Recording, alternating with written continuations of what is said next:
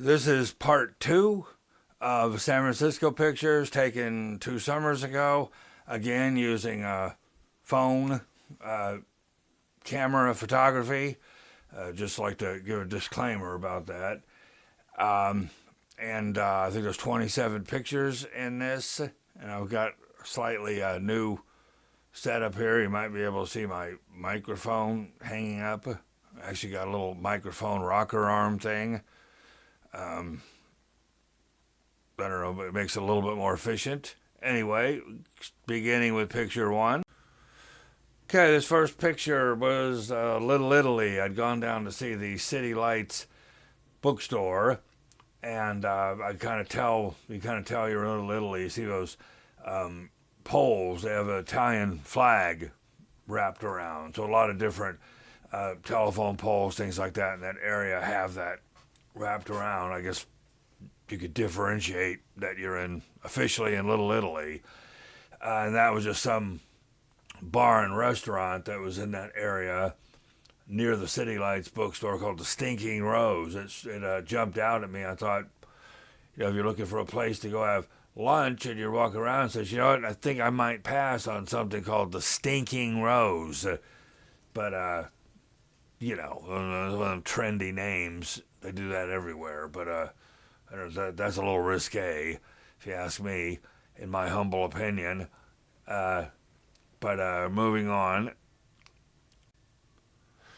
All right, so this is the interior, part of the interior of the infamous City Lights bookstore, where Allen Ginsberg and Jack Kerouac in the late 50s did all the beatnik poetry readings, which later inspired the likes of Bob Dylan and stuff, who came on with, a few years later with this dark folk type music, heavily influenced by the stuff that he read.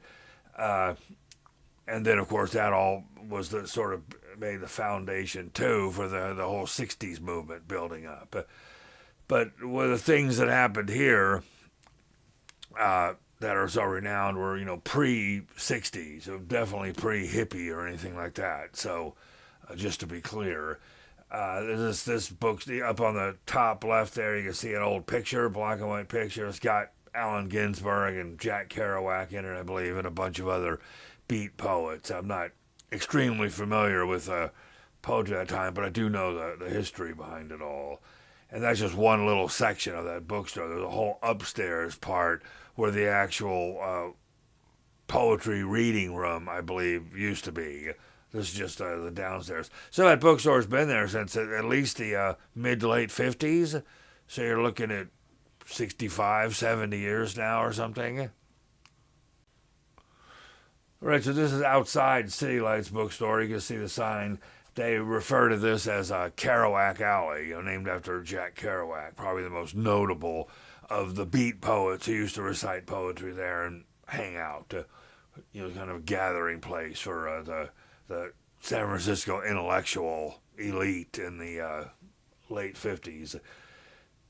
I don't know when Jack Kerouac died, but I imagine he's dead by now, certainly. And that's a little alley named in his honor. He got some murals, some outdoor seating. So it's nice. Definitely a historic, arguably the most famous bookstore in the entire world. Or right up there with them. Okay, this is downtown again. It's in the alleyway, but you access that big spongy-looking building I had in my last video, where you get the bus, like the Greyhounds and stuff, to enter or leave town, and also where there's some connecting city buses. Like I had to be in that area to get on a bus to go to the Treasure Island, which is an island in the middle of the bay between Oakland and San Francisco. Once I got there, I realized there really wasn't anything there.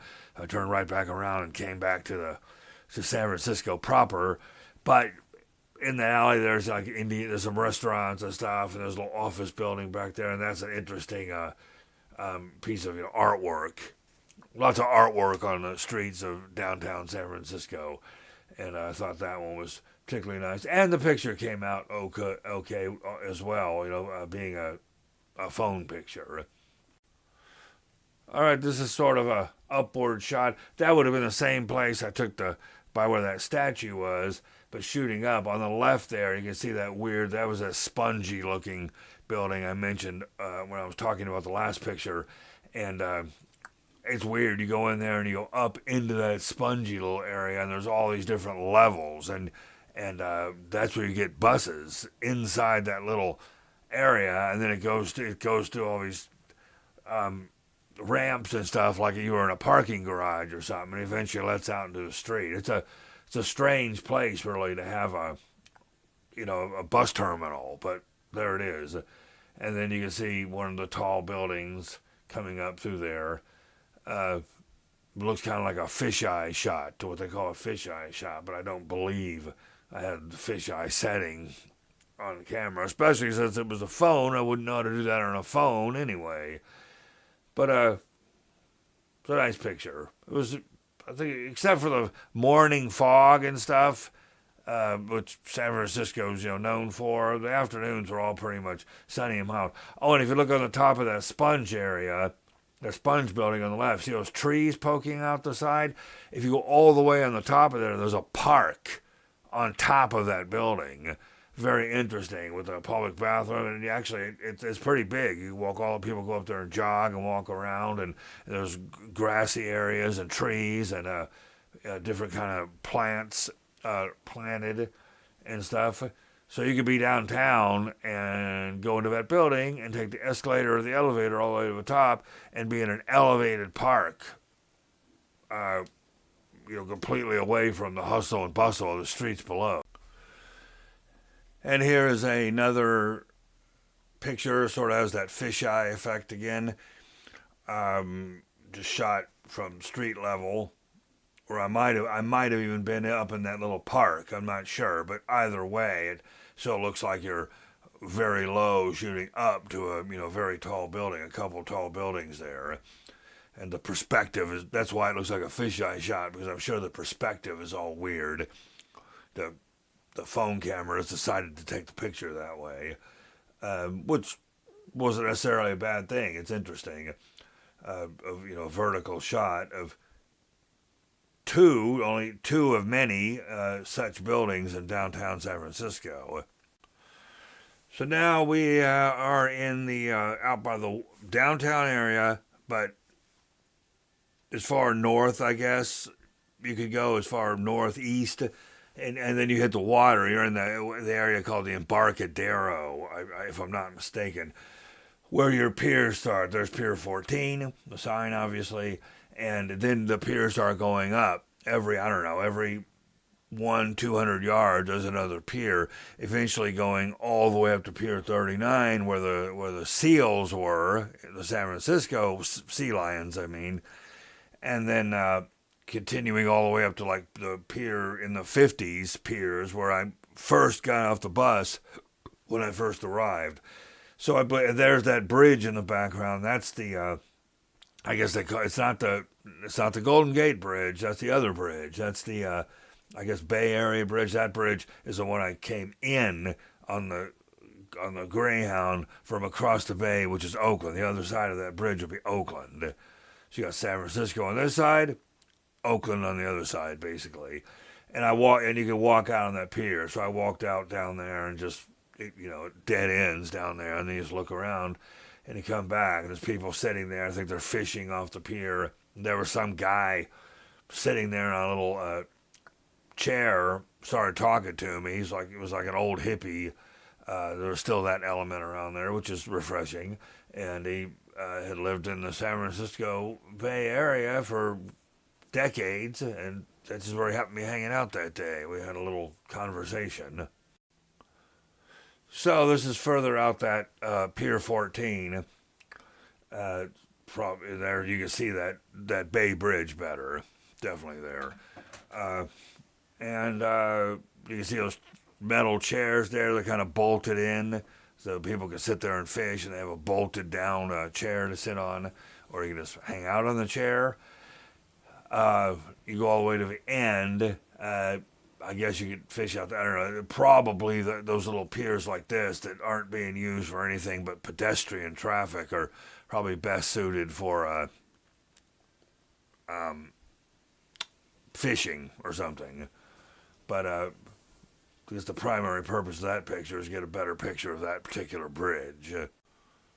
Right, so when you're walking down the Embarcadero, now you leave that pier where I was on, you start walking north, and you're going in the pier, and the piers start going up and up and up. And it was it was pretty sunny and warm that day. And so part of the where you're walking, you could go into these malls like this that go the length of the pier. So some of if you're going to walk a long way up the Embarcadero, occasionally you could jump inside a little indoor place and walk up and get some air conditioning, and then you go to the bathroom there too. It's probably what I was doing, and a bunch of shops and candy shops and ice cream and restaurants.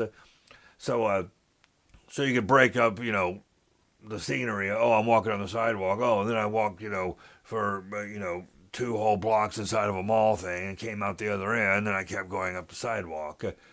So that's a nice thing to have down there.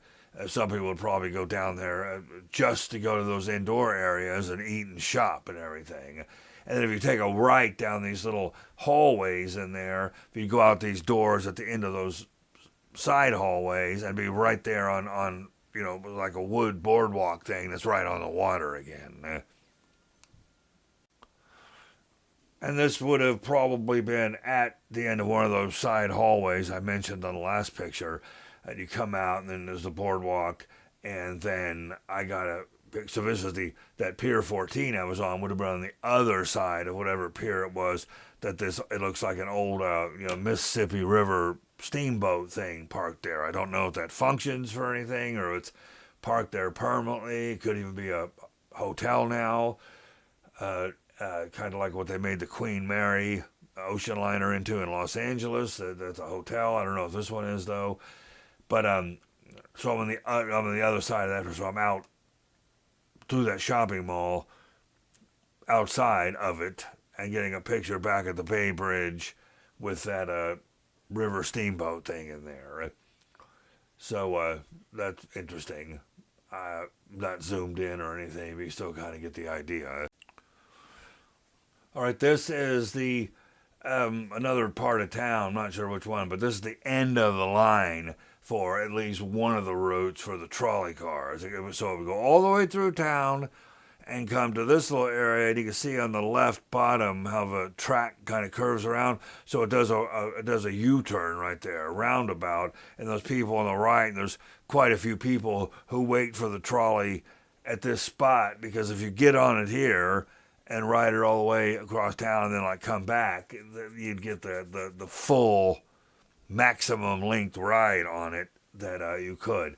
My daily public transportation pass, I couldn't remember if it included the trolleys or not, but one way or another, even though I was right there at the end of a line, I didn't ride the trolley anywhere. I didn't even ride the BART subway thing the whole time I was there. I took city buses everywhere, and that worked just fine. BART, you don't really get on the subway really unless you're going to go down to the airport or go across the bay into Oakland or Berkeley. The Berkeley College. They have a stop there for BART. I was going to go to Berkeley one day, but I thought I was downtown in a BART station. Could have gone on a train and gone to Berkeley, but I didn't. I just, because there was so much still to do in San Francisco. If I ever went back to San Francisco, I'd probably go to Berkeley next time. But that is, so that's one of the main trolley car stops for one of the trolley car routes in downtown or off downtown San Francisco. Okay, so now we're getting into some areas that San Francisco is more known for, perhaps, infamous for. This is the Haight-Ashbury area, where all the hippies were. So imagine this intersection in the late 60s, packed, wall to wall, with, halfway homeless hippies from all over the country or all over the world congregating in this area. or in the 67, I believe, or 68, the Summer of Love. It was just thronged. Also, the area in the late 60s where, Charles Manson, who was just a street urchin, was hanging around and met his first of those two girls that became, the planted the seeds for the Manson family and all the stuff they did a couple years ago. They all met right in this area. But that's not what it's infamous for. I mean, it is, but more notably and more positively, perhaps, the street culture where all the people were being fed and hanging out. And you'd walk about 3 blocks from here, and it'd be the entrance to Golden Gate Park, where Hippie Hill was, with Janis Joplin. All these people would, hundreds of hippies, hang out on this hill and play music and stuff.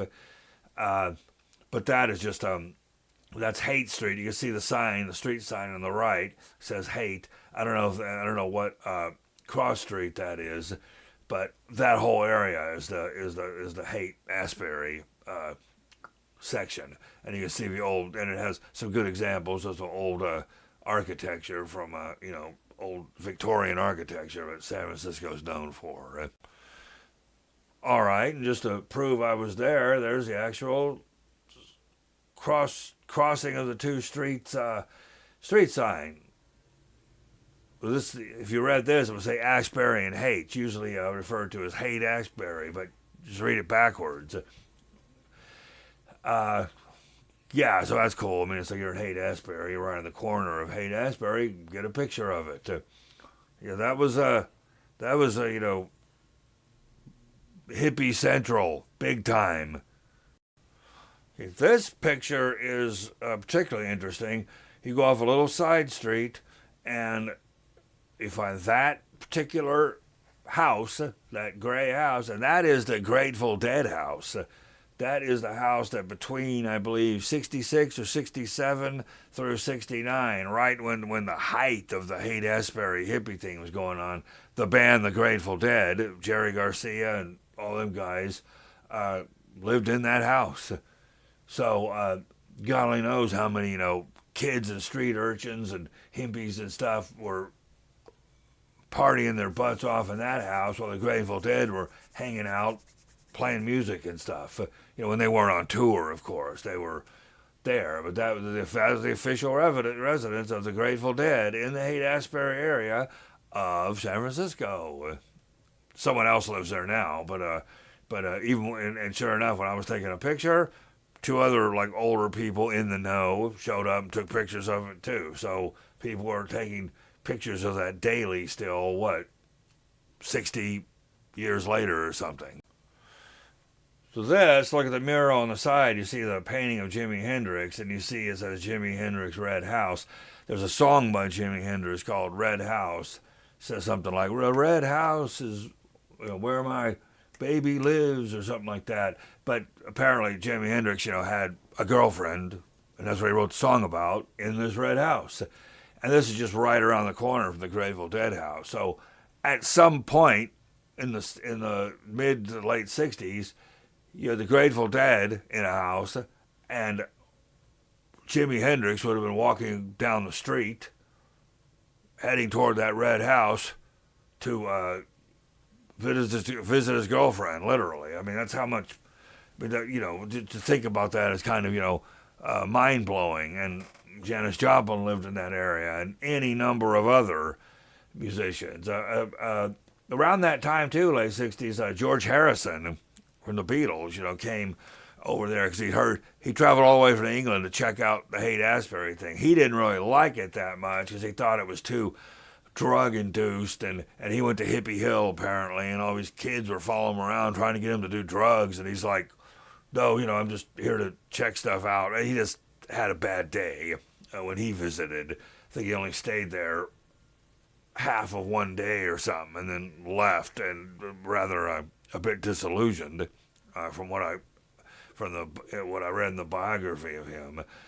But yeah, that's just an example. I mean, they kind of milk that down there. They got the mural of Jimi Hendrix. Oh, look, Jimi Hendrix used to live here, and 50 years later, that still becomes a cultural icon, especially in the rock music world. So then you travel a few blocks down from Haight-Ashbury, and there's actually a Whole Foods right there, which was helpful to me. Then you cross the street, and then you enter the huge Golden Gate Park. And this would be the entrance on the east entrance. And then, of course, that park goes all the way. The west exit entrance is on a road, and there's the ocean. So you can go all the way through this park. There's polo fields. It's gargantuan. Not as big as Balboa Park in San Diego, but still quite a big park. And if you get all the way through it, you can be rewarded by being at the ocean if you want. So then this is just like a little Japanese garden or something near the beginning of the park on the east end of it that you can hang out at their seats and stuff. And then in the background there is like a tunnel you walk through to keep going through the park. So I think I walked around this pond and went through a tunnel, and that started my journey through the park. Another day I went there back near this entrance. If you went to a Whole Foods, there was a little commuter transit bus thing that was free. You'd get on it outside the park in the Whole Foods. Then it would eventually go into a park. Then it has several designated stops that you can get off, like at the Botanical Gardens or the Rose Garden, different places. When I went back there a second time, I was savvy to did I get a ride? Because it's a big park. The first time I was there, I walked pretty much the whole thing. The second time, I got smart and I took the bus. Because this is officially Hippie Hill. And they painted the big peace sign there, right? So you're walking into a park from that Japanese garden. It's not too much further down. You veer off to the right. There's some big, grassy fields.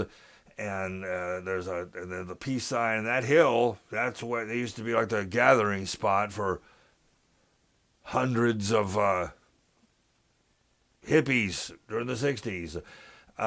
Literally, probably, lots of famous musicians and people and stuff, and not so famous people have parked their butts on that hill. I know Janis Joplin used to go there a lot. They'd sit on there, smoke pot, get harassed by the police a little probably, all play music and stuff. But if you ever heard about Hippie Hill and Golden Gate Park in San Francisco, that is it. All right, here you go. Still in Golden Gate Park. This is the Japanese gardens, which I did go into.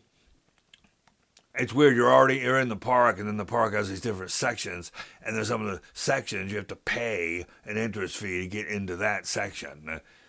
I had kind of this all-inclusive visitor's pass thing, which let me into a lot of these areas, so otherwise I might not have gone in. So Japanese gardens are fairly extensive, and they have some other old pagoda-looking buildings like that.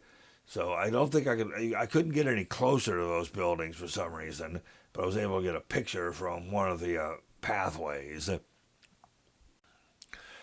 this is back outside of the west or east entrance of the park. Literally, the sidewalk I was standing on was right next to a Whole Foods I mentioned, and then that's where the bus stop was to get the little shuttle that would take you through all the different parts of Golden Gate Park. Now that music store is supposed to be a world-famous music store, and Amoeba Music, and it was around in the late 60s when the whole hippie thing was going on, so probably all the people from Haight-Ashbury and everywhere else in San Francisco were going there and buying their records, quite a few of which had just been released by people who were roaming the streets of that actual neighborhood. So you're starting to get the idea of how, cool that was. You could be walking down the street and run into Jimi Hendrix and tell him, "Hey, I just sampled your new record at Amoeba Music. It sounds great. I bought a copy." And you could tell him that to his face. I mean, if you're not getting how amazingly cool that would have been, then you must be from Mars or something.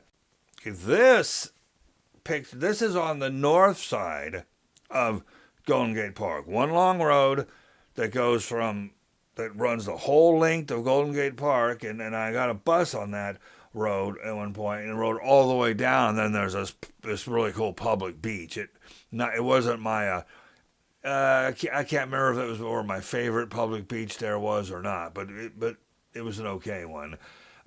But this house here, what's notable about it is this is the Jefferson airplane house, the 60s. You know, it later became Jefferson Starship, but this is Jefferson Airplane. So late 60s, Grace Slick.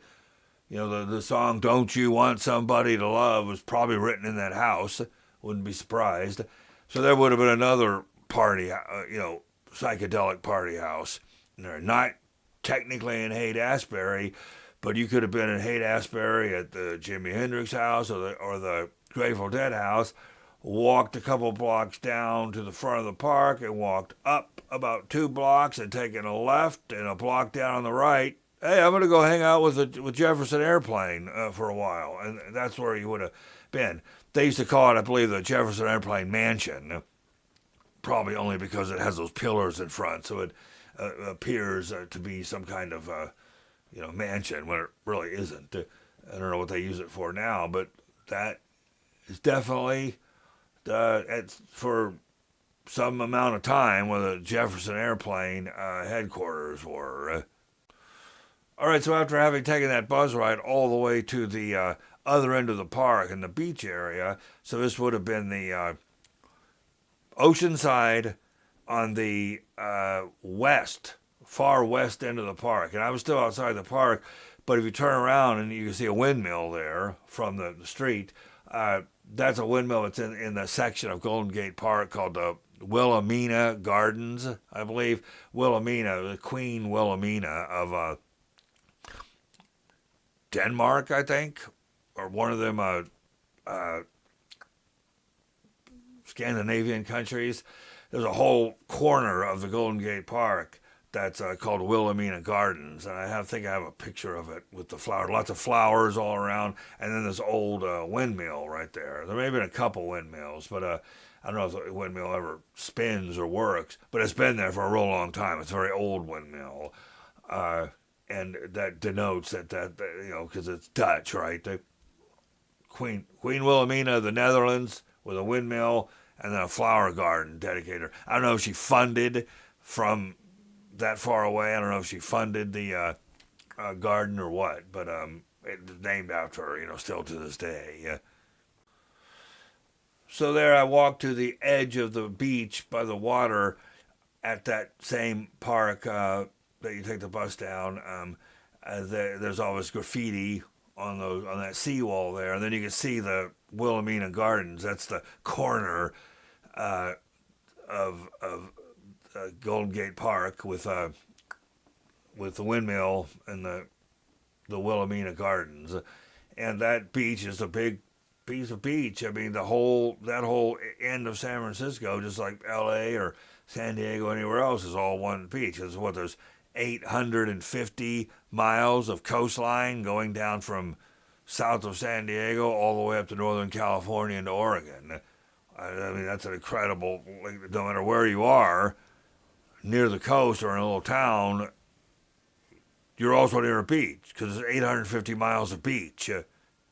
Yeah, that's great. And I think on that beach, too, there were these little pit areas where they had fire pits where you're allowed to go there at night and I guess bring your own wood, and you build the fires in the pits right there on the beach. So they got the pits dug out with the metal containers or something, that you just go there.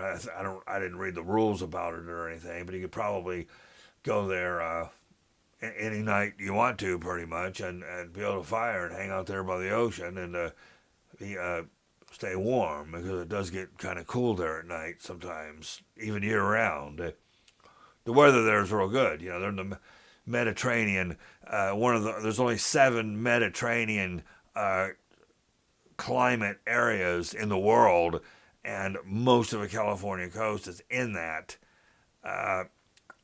which means your temperatures, that's why the temperatures are always between, like, say, 50 in the evenings up to about 70 something in the daytime. Never gets real cold in the winter or real hot in the summer. because of the Mediterranean climate. That's why the weather's so great there.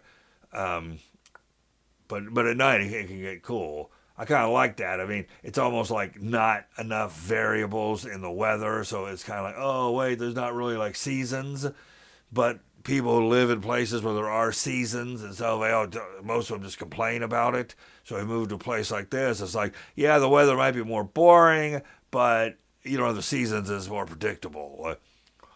You could have more of an outdoor lifestyle all year long instead of just in the summer or the spring. All right, this is just another example of architecture in the. I don't know if that was still the Haight-Ashbury area or not. I have no idea where that actually was, but that was a really cool looking house. I thought a good example of the architecture, more of a standalone looking house. But yeah, I mean, it was just like, beyond cool to, live in a place like that right in the middle of San Francisco. But dream on, right? But I was let that sit up there for a second, and just a nice picture of a house in San Francisco. Nothing notable about it that I'm aware of. Another example of the Victorian houses in a row, rather, all over San Francisco. And it's not even one area. I mean, anywhere in San Francisco you're going to see Victorian style houses. These were all built back in the late 1800s. A lot of them early, that was the Victorian era. When Queen Victoria was Queen of England. That was this style of architecture that caught on in San Francisco. And back then, I mean, most people lived in a Victorian-style house like this, and amazingly enough, a great deal of these houses are still there. And even when they're building newer construction or stuff like that, they don't tear these things down, because that's one of the characteristic things of San Francisco is this Victorian architecture. If they were to get rid of that, they'd be getting rid of the very nature, the very core character of San Francisco itself. So I'm sure they never will. But the most famous example of this, and I might have a picture of it, I'm not sure, is the Painted Ladies, which is right across from this one park, which is a long row of houses like this that are all different colors. I may have that. We'll see. But that's a good example of the Victorian architecture, too. Okay, this is, for some people, an extremely important spot in San Francisco. This is in the Castro district. If you're not familiar with Harvey Milk, the gay political activist who was active from New York City, moved to San Francisco in the mid '70s, and started gay activism, because gays were being persecuted in San Francisco at that time. Now, they made a movie about him that Sean Penn stars in called Milk, because Harvey Milk was his name. Sean Penn plays Harvey Milk. It's an excellent movie. And what is cool about this picture is that bottom part, it's now like a vintage clothes store, but that's where Harvey Milk's camera shop used to be, camera store, where all his political activism and stuff was out. It was a camera store, but mostly it was just crowded with gay activist people building up a protest campaign against city council. And Harvey Milk finally wound up being voted in to the city council there. They call it something else, but the supervisors, I think they call it, city supervisors. He was one of and then this guy, in 1978, I think, went into City Hall and assassinated the mayor of San Francisco, and then went into the supervisors area and assassinated Harvey Milk right after that. So Harvey Milk was killed along with the mayor within minutes of each other in 1978 in City Hall. But that's the camera store where it all started, though. And above that is where he lived, in that blue little area. And in the window up there, you see that little figure. I don't know if somebody lives there now or whatever, but that's like a little cardboard cutout of a pic of Harvey Milk with his rainbow shirt on, and underneath that on the shirt, you probably can't see it. It says his slogan was "You've got to give him some hope," or "You got to give him hope," and that's on his shirt in the window. So I don't know, 50 years after he was killed, um, there's still murals of him in that area. It's still not, I wouldn't say, it's still a gay, known for it to be a gay area. You see the rainbow flag flying from houses all over the place. But that's Harvey Milk's camera store, Castro Camera it used to be called. And then above that is where he lived, at least most of the time through that run, up until the time he was assassinated. And then there's a little mural of him in memory in the window up there. Here is a shot down one of the streets. It might be Castro Street. You can see the rainbow flying on the left and the Castro Theater sign. In that movie I mentioned, the last picture, Milk, starring Sean Penn, they show that. You could almost that same shot as I got right there. And of course, after Harvey Milk was assassinated, there's footage you can see of that entire street and even more, over hundreds of thousands of people doing a candlelight vigil, walking down that road. I mean, it was just thronged. And when the gays used to do protests that Harvey Milk would organize in the 70s, all these roads were just packed with people, like protesting against the cops, because there was a lot of police brutality against gay people, and they'd raid gay bars and all this stuff. And they finally and that movie depicts it pretty well. Finally, they were just like, we're not taking this anymore, and they organized, got a bunch of anti-discrimination laws passed, and even got one of their own elected into the board of supervisors. Although a little less than a year later, he was assassinated. But he had done his work up to that point. So that's a very famous area of San Francisco, the Castro district. And it's a big park in central San Francisco. I cannot remember the name of it, Dolores Park maybe or something. But it's really cool because you're up on a tall part. I was able to get off at a bus stop right at the top of the park, and then it slopes down, and there's a little kid area down there, and it's pretty big. I mean, for a city that's so small, this is a pretty big part, thrown right into the middle of it. But the cool thing is you can sit there in the grass, and a lot of people are sitting around there on a sunny day. I mean, it's a popular spot. But there's your shot, your view of all downtown San Francisco, and on the other side of those buildings would be San Francisco Bay. So it's a cool place to go. I mean, and I had lunch there. I sat there and had lunch on a bench, and then I walked around the park, and but the view is just amazing. From that upper part of the park, you see the whole downtown. You can look off to the left toward the Golden Gate Bridge, and I don't know what was over to the right, but it's like getting a scenic view, like a bird's eye view of the entire city or something from this park, which is about halfway in the middle of it, but a little higher up, looking down and out. So that's a cool park there. So I believe that was the last picture of the 27.